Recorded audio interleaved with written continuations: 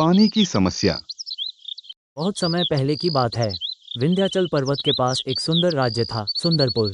वहाँ के राजा प्रद्युम्न सिंह बहुत धनी और सुख सुविधाओं से भरे जीवन में रहते थे। उनके महल में सोना चांदी था और रोज उत्सव होते थे। लेकिन उसी राज्य में एक छोटा सा गांव था, रामपुर। ये गांव पहाड़ के पार था। वहाँ 2 साल से बारिश नहीं हुई थी। धरती सूख गई थी, कुएं सूने थे और लोग प्यास से परेशान थे। गांव के मुखिया बलमुकुंद जी कुछ नौजवानों को लेकर राजा से मिलने पहुंचे। उन्होंने राजा से कहा, महाराज, हमारे गांव में 2 वर्षों से पानी की एक बूंद नहीं गिरी है। कृपया हमारी कुछ सहायता कीजिए। प्रयास किया है, हर बात राजा पर छोड़ देना ठीक नहीं है। बलमुकुंद जी ने विनम्रता से कहा, हमने यज्ञ किए, तालाब साफ किए, वृक्ष लगाए, लेकिन प्रकृति भी कब तक साथ दे। अब हमारी आस सिर्फ आप हैं। राजा ने थोड़ी सहायता भेजने का वादा किया, लेकिन गंभीरता से कोई हल नहीं निकाला।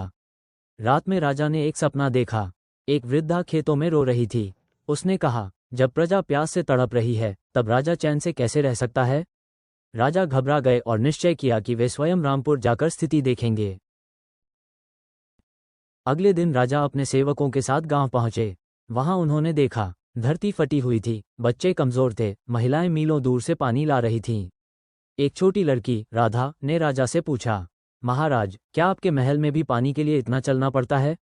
राजा का हृदय द्रवित हो गया। राजा ने ठान लिया कि वे कुछ दिन गांव में ही रहेंगे।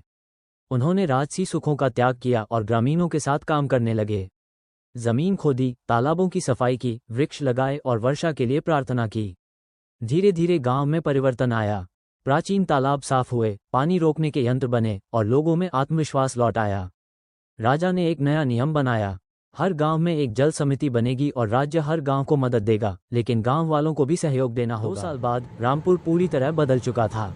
हरियाली लौट आई थी, तालाब पानी से भर गए थे और बारिश भी हुई, जैसे प्रकृति ने परिश्रम को आशीर्वाद दिया हो। अब राजा का सिद्धांत था, सच्चा राजा वही होता है जो अपनी प्रजा के साथ रहे, उसका दुख समझे और मिलकर समाधान करे। हमने इस कहानी से यह सीख मिली है कि पानी का दुरुपयोग नहीं करना चाहिए। तो बच्चों, इसलिए कहाते हैं, पानी बचाइए।